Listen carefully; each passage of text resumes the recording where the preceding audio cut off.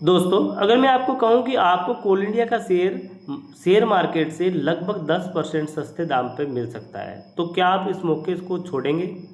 सोचिए, जहां पूरा बाजार महंगे दाम पर शेयर को खरीद रहा है, वहीं कुछ लोग वही शेयर डिस्काउंट में लेने को तैयार कर रहे हैं। लेकिन ये मौका हर किसी को नहीं मिलता। और अगर आप भी जानना चाहते हो कि आखिर 10% सस्ते में शेयर कैसे मिल रहा है, तो वीडियो को आखिर तक जरूर देखिए, क्योंकि इस वीडियो के बाद आप भी मैसेज करके बोलो कि ये मैं कैसे खरीदूं। तो दोस्तों, आप देख रहे हैं दिव्य स्टॉक मार्केट और मैं हूं आपका दोस्त। आज की बड़ी खबर, ये एक सरकारी कोल इंडिया कंपनी है। इसमें लगभग 2% हिस्सेदारी बेचने जा रही है और यही वजह है कि पूरी मार्केट में इस खबर की ज़बरदस्त चर्चा हो रही है।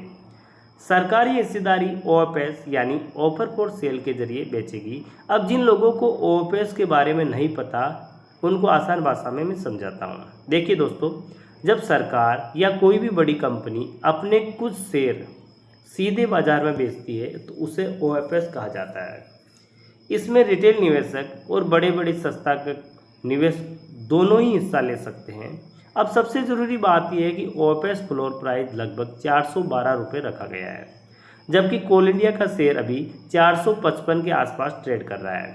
मतलब सीधा सीधा है कि 10% डिस्काउंट में ये शेयर मिलेगा और यही चीज़ निवेशकों को ध्यान अपनी तरफ खींच रही है। अब सवाल आता है कि सरकार ऐसा क्यों कर रही है। देखिए, सरकार का लक्ष्य है कि इस शेयर की बिक्री के जरिए 5,000 करोड़ रुपए से ज़्यादा फंड जुटाना है। कई बार सरकार अपनी हिस्सेदारी कम करने और फंड जुटाने के लिए ओएफएस लेकर आती है, लेकिन अब सबसे बड़ा सवाल ये है कि क्या इसमें निवेश करना चाहिए या नहीं।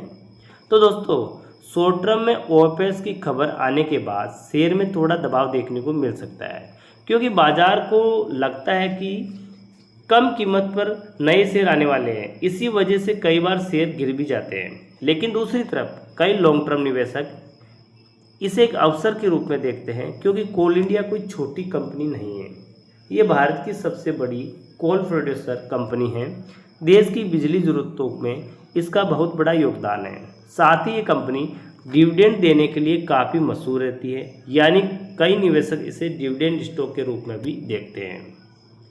अब यहाँ एक महत्वपूर्ण बात समझिए, भारत में बिजली की मांग लगातार बढ़ रही है, इंडस्ट्री बढ़ रही है, फैक्ट्री बढ़ रही है और कोयलों की जरूरत भी काफ़ी बनी रहती है।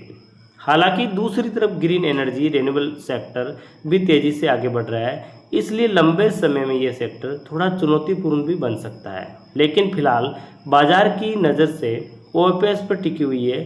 अब देखना होगा कि रिटेल निवेशक इसमें कितनी दिलचस्पी दिखाता है। क्या लोग 10% डिस्काउंट देखकर तेज़ी से खरीदारी करेंगे या फिर शेयर में गिरावट देखने को मिलेगी। वैसे दोस्तों, अगर आप जानना चाहते हैं कि ओएफएस अप्लाई कैसे किया जाना चाहिए और रिटेल निवेशकों में इसका क्या फ़ायदा मिल सकता है, तो कमेंट करके ज़रूर बताइए, क्योंकि अगर ज़्यादा कमेंट आएंगे तो हम इस पर पूरी आसान भाषा में वीडियो बनाकर आपको देंगे। तो साथियों, आपको क्या लगा? क्या आप ओएफएस लगाना चाहते हो या नहीं? कमेंट करके ज़रूर बताइए। ओके दोस्तों, फिर मिलेंगे अगली वीडियो के साथ।